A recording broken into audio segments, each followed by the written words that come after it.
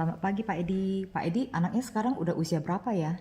5 tahun, Anaknya umur 5 tahun. Kalau Pak Edi sendiri usianya saat ini berapa Pak? 30 saya. Oh, 30 tahun ya Pak ya. Pak, kalau anak usia 5 tahun itu kan hidupnya belum mandiri ya Pak ya. Betul. Kira-kira anak bisa mandiri itu di usia berapa Pak? Bisa cari uang sendiri? 25 kali. 25 ya Pak ya. Oke. Jadi anak akan menjadi mandiri di usia 25 tahun. Nah, pada saat anak usia 25, Bapak ini kan ada 20 tahun ya. Berarti Bapak sudah berusia 50 tahun. Pak, kalau 20 tahun ini saya boleh bilang 20 tahun yang kritikal di mana anak hidupnya masih tergantung sama Bapak. Artinya Bapak tetap harus ada di sisi anak-anak. Betul ya Pak ya? Betul. Pak, apakah ada kepastian kita dari usia 30 ke 50 ini pasti akan sehat-sehat aja? Nggak bisa pasti. Tidak pasti ya Pak ya. Kalau misalnya tidak pasti, ada kekhawatiran nggak Pak? Ada.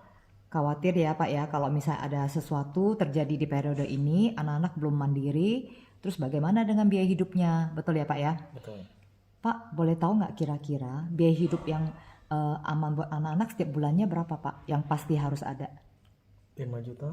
5 juta. Oke Pak, jadi kan Bapak khawatir ya kalau terjadi apa-apa ya 5 juta ini bagaimana di periode ini. Pak, sebenarnya nggak usah khawatir Pak kalau kita punya sejumlah dana uang tertentu Pak. Nah, kalau misalnya biaya hidup 5 juta asal Bapak punya uang 1M ya, ready di saat ini, itu aman Pak, tinggal depositokan aja.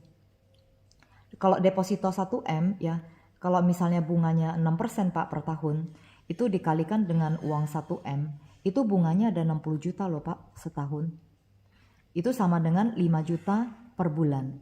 Jadi Bapak tinggal siapin aja uang 1M, nah ini aman. Jadi anak-anak kalau misalnya ada apa-apa dengan Bapak pun ya udah anak-anak ada uang 1M yang didepositokan sehingga menghasilkan bunga 5 juta per bulan. Ini bisa jadi biaya hidupnya mereka. Tapi masalahnya kan 1M ini kan mungkin kita belum ada ya Pak ya. Nah Pak, kalau misalnya saya bilang kalau misalnya 1M kita belum ada, bisa nggak kita sisihkan 8 juta per tahun Pak? Ya. 8 juta per tahun itu ya kira-kira nggak nyampe 1 juta sih Pak, cuma berapa ratus ribu per bulan ya. Nah Bapak cukup menabung selama 10 tahun ya, total 80 juta ya. Bapak setorkan ke dalam satu rekening ya. Rekening ini namanya Prucinta. Kenapa Prucinta? Karena hanya cinta yang bisa hidup selamanya Pak. Kita tidak ya. Nah, Prucinta ini dia mengcover 20 tahun ya.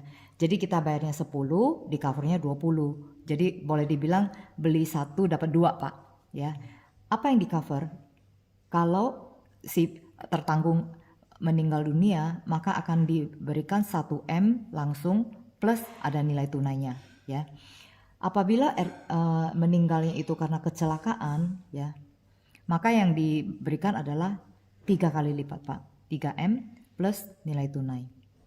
Nah, yang lebih bagus lagi kalau misalnya meninggal kecelakaannya di bulan Ramadan ya, akan diberikan 4M plus nilai tunai. Ini kan kalau terjadi resiko dalam 20 tahun ya Pak ya.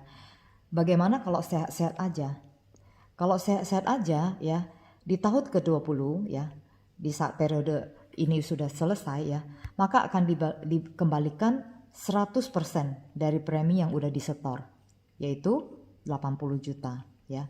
Nah, apabila ini dilakukan secara auto debit dan e-police ya, maka uang yang akan dikembalikan bukan 100% lagi Pak, melainkan 110.